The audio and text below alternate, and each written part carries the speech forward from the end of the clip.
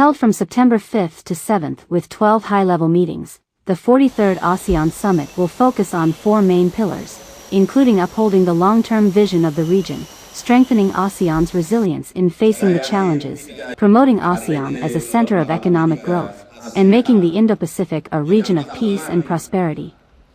A new regional cooperation platform called ASEAN Concord 4 is expected to be approved this time. Themed ASEAN Matters, Epicentrum of Growth, the events are attracting the participation of leaders of 10 ASEAN member states, and Timor-Leste as an observer, and 9 dialogue partners, 2 guest countries, and 9 international organizations.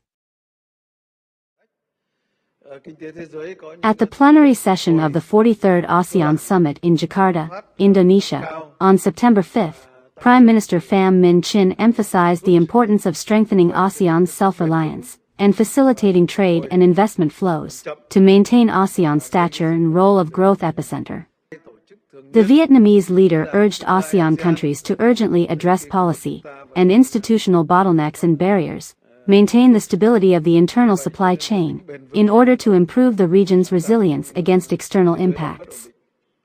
Prime Minister Chinh also suggested ASEAN economic ministers vigorously oversee the review, upgrade, and renegotiation of free trade agreements between ASEAN and its partners, to create new impetuses for regional economic development.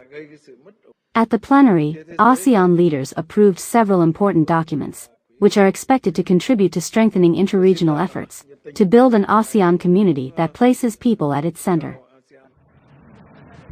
On the same day afternoon, Prime Minister Chinh joined other leaders from ASEAN member states at the opening session of the ASEAN Indo-Pacific Forum, which is an initiative proposed by Indonesia during its ASEAN chairmanship in 2023. Delegates debated strategic cooperation directions for the future, focusing on green infrastructure and a self-reliant supply chain, digital transformation, and innovative economy, and sustainable finance and innovation.